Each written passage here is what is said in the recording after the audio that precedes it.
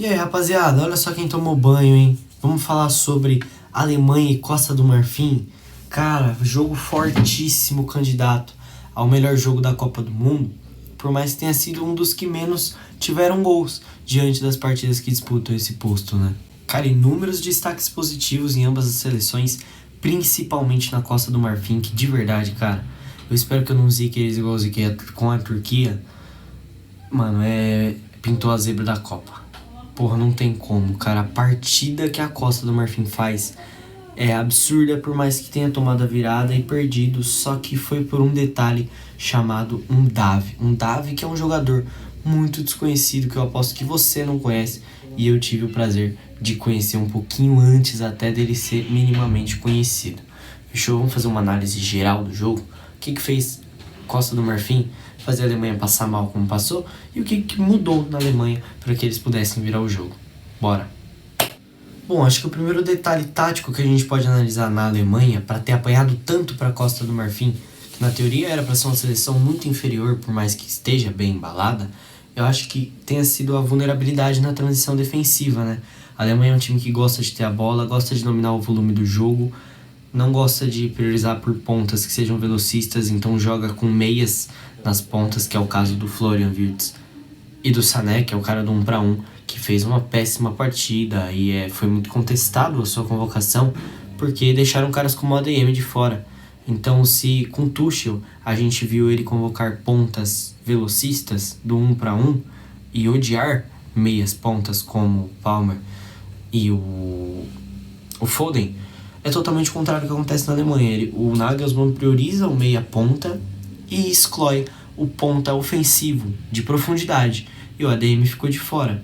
E eu acredito que isso seja errado da parte dele, porque é um time que gosta de ter a bola, o volume de jogo, na linha alta e se expõe lá atrás.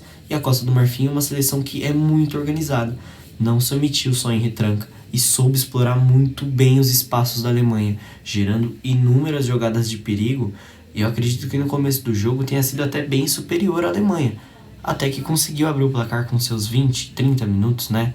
Se não me engano foi depois, antes da pausa ainda para hidratação.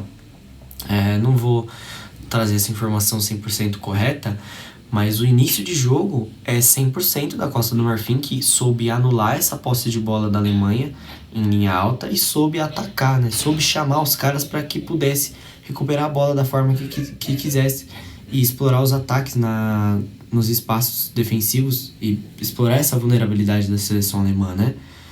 E mérito da Costa do Marfim, porque serão poucas as seleções dessa Copa, eu imagino, que consigam explorar isso da forma que explorou a Costa do Marfim. E a Costa do Marfim nada boba, dominava o jogo, as ações, mas era muito perigoso manter, né? Subir e explorar espaços, explorar tanta vulnerabilidade, porque é como provocar o leão, né? Como você sair na mão com o urso. Às vezes você encaixa um mata-leão, mas, porra, tá ligado? Enfim. E aí se fechou em foco em fechar a parte central do campo, o que continuou anulando a Alemanha, que passou mal até os 67 minutos de jogo, que foi a pausa para hidratação do segundo tempo. A gente sabe que a pausa para hidratação tem sido algo crucial para as equipes, porque é mais uma pausa técnica do que de hidratação, né? Então a gente vê times que mudam totalmente a postura e que melhoram, pioram, enfim. Cara, é uma virada de chave absurda, né? Por mais que precise ou não precise, os times têm guias táticos muito mais encaixados, aproveitando os nervos à flor da pele e como os jogadores observam o jogo. Graças aos técnicos e prestes à reta final do jogo, tudo muda e vira de ponta cabeça.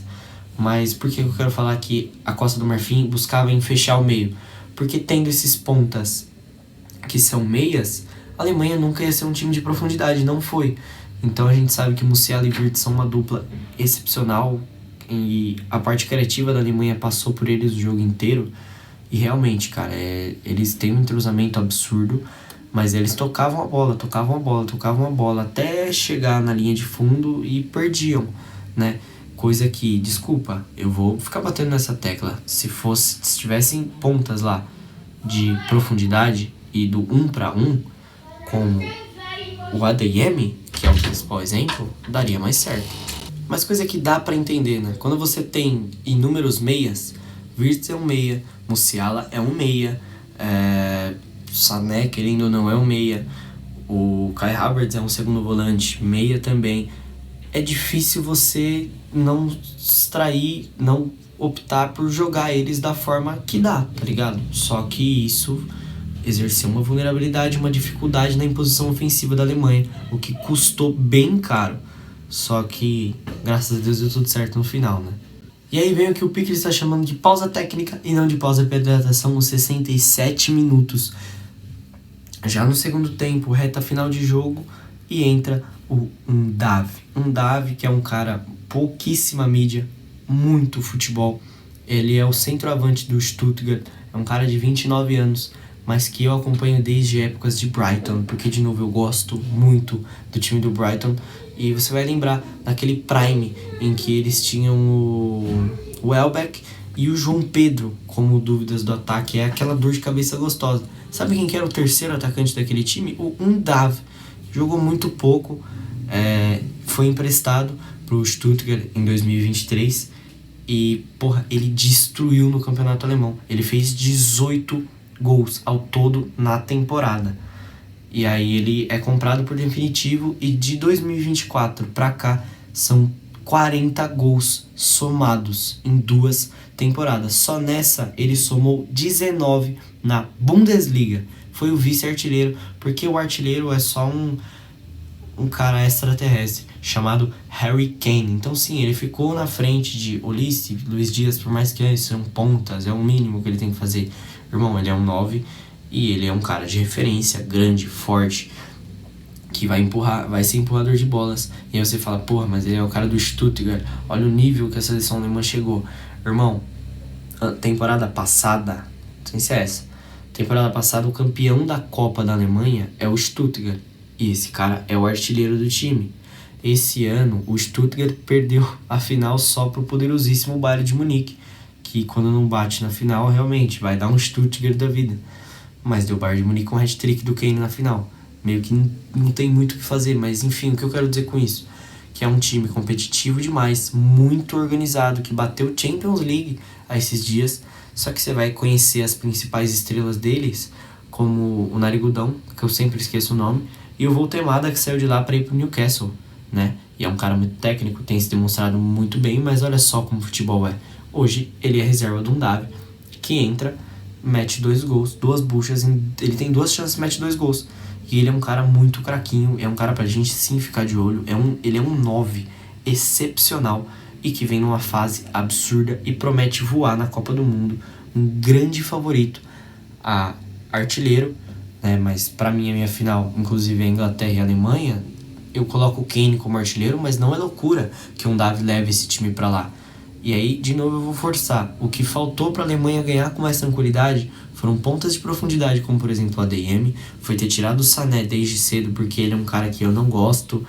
Há muito tempo, gente. Há uns 3 anos ele não joga em alto nível. Ele tá lá solto, perdido, se eu não me engano, na Turquia, jogando merda nenhuma, chutado. Eu dou um peido aqui e nascem 3 Sanés em qualquer esquina do Brasil, né? Mas enfim, é um cara que eu não gosto muito particularmente. Eu contesto bastante. E faltou um 9 de referência, que jogasse de costas e permitisse que caras como o Brown, como o ADM de novo, soltassem essa profundidade, até porque são jogadores que vivem fases inumeramente melhores do que a do Sané, inclusive o ADM inumeramente mesmo. E gerar profundidade, gerar espaço, quebrar a linha, porque a Costa do Marfim é um time muito encaixado e a Alemanha sofreu muito. Mas que cartada na manga do Nagelsmann, mérito dele, e olho no Undav. Fechou?